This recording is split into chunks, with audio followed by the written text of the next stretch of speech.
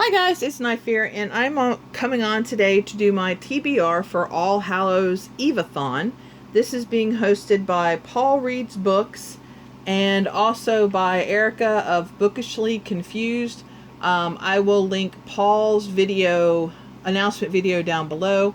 This is being held through the entire month of October. So this is a month-long readathon. And this one's really cool because it's all spooky type books. Alright, so the first one challenge is Licorice.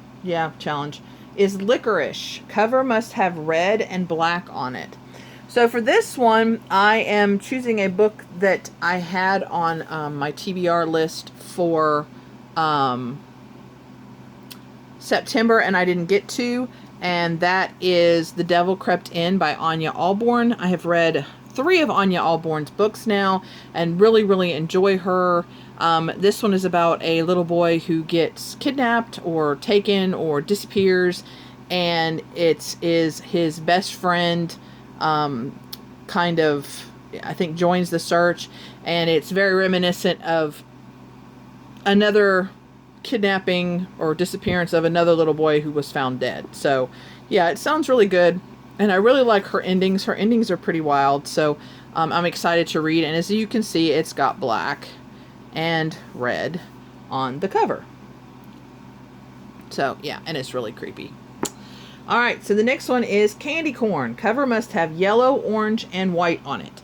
Now, so for this one, I might be stretching a little, but we're going to do that anyway. And for this one, I picked The Hunger by Alma Katsu. And this is the actual book, like the cover of the book. I'll be reading this on ebook or listening to it, one of the two, probably both. But as you can see, it's got white and yellow, and then there's some orange in the leaves right here. And I think the writing is actually red, not orange, but there is on the leaf right there, there is orange. But then if you also look at the audiobook, okay, this is the cover for the audiobook. This is orange. The writing, you can't really tell, but it's yellow, and then the wagon is white. So the wagon right there is white. So, but The Hunger is about the Dahmer party. It takes the Dahmer party like you're one of the people there, and yeah, and kind of you're going along on this, and they think one of the people have gone crazy. I think, if I remember what I read, but all I had to do is read the Donner Party, and I was like, okay, I'm gonna try it. And it's supposed to be really freaky, so yeah, I'm excited about reading this one. And I've had it on my TBR list for a while now, and I just haven't read it. The next one is Candy Apple. Cover must be mostly red or have a red apple on it. For this one, I picked another book that I've had on my TBR for a while, and that is The Elementals. And as you can see, it's pretty much red except for the moon, and then just like the house is black and that, but it's mostly red. And this is by Michael McDowell. And this is about a family in a creepy house, as far as what I remember, and I don't really want to know much else. So yeah, and it's blurbed on this by Stephen King. It says the finest writer of paperback originals in America. It's kind of generic, but you know. But yeah, I've seen this on a couple people that have recommended this, and it's an older horror book, and it's supposed to be really good. So I thought I would take this opportunity to read it, and because it's red. So yeah. The next one is Ghost. Have Ghost in the title. And for this one, now this author and I don't get along very well, because I read his book, oh fudge. Darn it, it doesn't have it on here. I read his other book. Darn it, and now I can't remember what the book is called. Anyway, I read another book by him, and I did not enjoy it at all. I had a great concept, but as I went on along, I didn't like it. A lot of people did love it, and so they love him. But anyway, I'm going to try him again. And this book is A Head Full of Ghosts by Paul Tremblay. Yeah. Oh, it's a cabin. The other book is A Cabin in the at the End of the World, a cabin at the End of the World, I think it's called. Did not like it. No. I hated the ending. I didn't like the way it just, no, I didn't like it. So I decided I'd give him another try, and it has ghosts in the title, so we're going to read A Head Full of Ghosts. And this is supposed to be about a girl who her parents think is schizophrenic, and a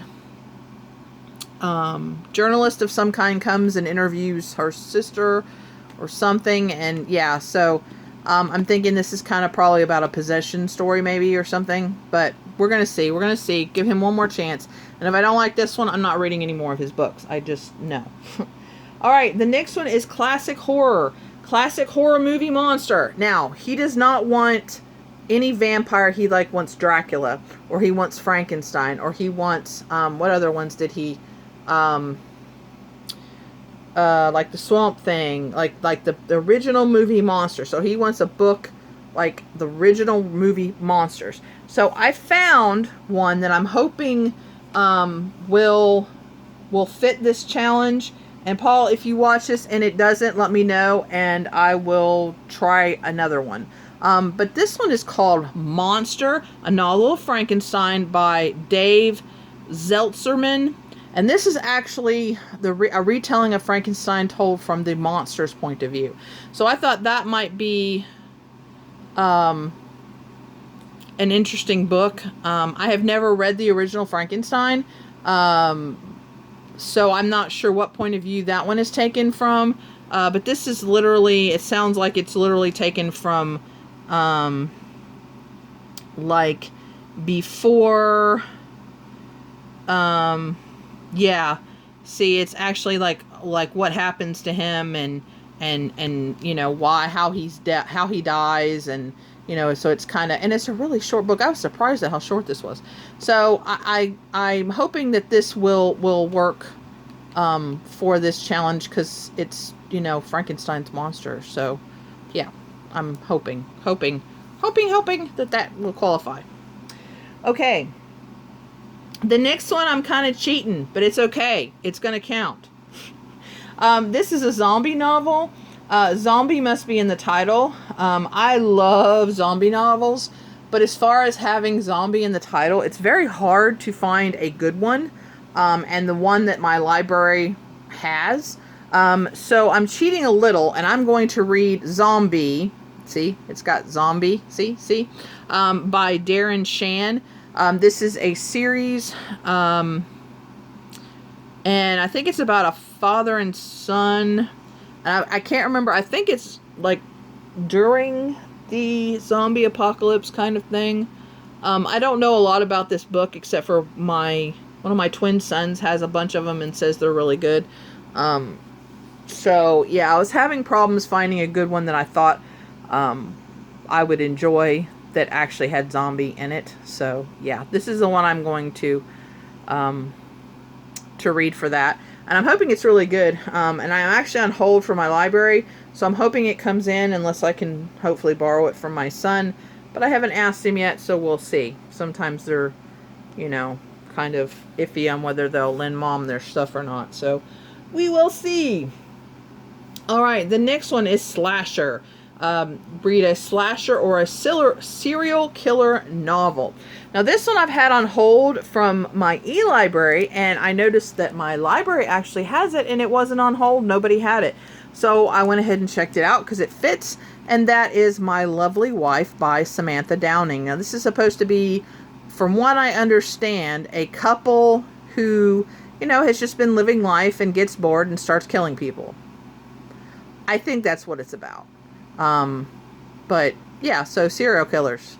It's supposed to be really good. I don't really usually read these types of books, but for some reason when people were talking about this one, it just, I don't know, it struck my fancy, and I thought I might like it.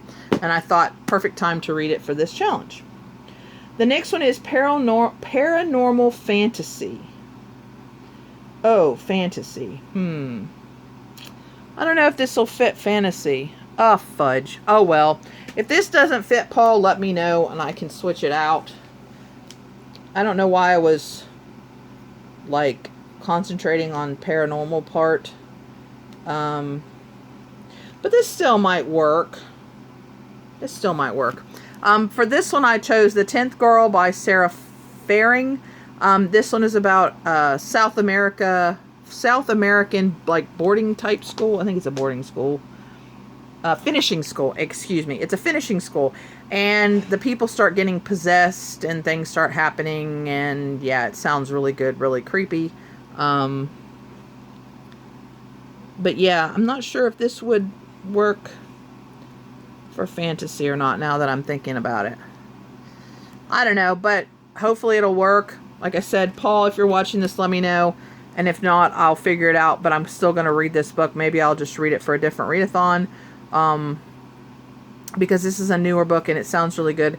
And a lot of the people that I watch that like horror type books are liking this one. So, yeah. And the last challenge is Spider. And Spider must be in the title or on the cover. And for this one, I don't know, it was funny because I was looking up something else and this book popped up and I was like, hey, Spider, I can use this. So I have honestly, I have no idea what it's about, but I want to I don't usually do this too often, but I started reading what it was about and I was like, ooh, I need to read that to them. But this book is full of spiders by David Wong, and it says, seriously, dude, don't touch it. And as you can see, it has spiders on the cover and on the back. And it says it's a sequel to John Dies at the End. I haven't read that, but I think that I can read this one without reading that one. At least I'm going to. Who knows? But it says, warning, you may have a huge invisible spider living in your skull. This is not a metaphor. You may dismiss this as ridiculous, fear-mongering. Dismissing things as ridiculous fear-mongering is, in fact, the first symptom of parasitic spider infection. The creature secretes a chemical into the brain to stimulate skepticism in order to prevent you from seeking a cure. That's just as well, since the cure involves learning what a chainsaw tastes like. You can't feel the spider because it controls your nerve endings. You can't see it because it decides what you see. You won't even feel it when it breeds, and it will breed. So what happens when your family, friends, and neighbors get mind-controlling skull spiders? We're all about to find out. Just stay calm and remember that telling you about the spider situation is not the same as having caused it. I'm just the messenger, even if I did sort of cause it. Either way, I won't hold it against you if you're upset. I know that's just the spider talking. So yeah, it sounds hilarious and creepy and weird all at the same time. And so I thought, well, what the heck? And it has spider in the title and on the cover. So this definitely fits this challenge. Alright guys, so this is my TBR for Ole Hallows Eveathon. And yeah, so let me know if you're going to participate. If you've read any of these books or want to read any of these books, just let me know down below. And thank you very much for watching. And please, please remember to always be kind to one another. I'll see you again soon. Bye!